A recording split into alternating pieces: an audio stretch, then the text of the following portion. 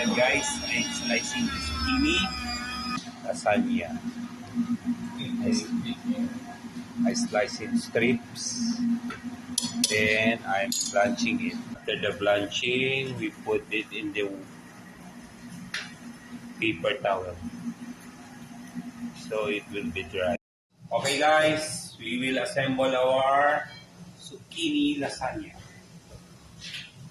It is marinara sauce on top. Parmigiano, Italiano, mozzarella cheese on top. Then we put another layer. We put our zucchini lasagna inside. This is my zucchini lasagna already. It's cool. Yummy. Tasty. It's a healthy lasagna.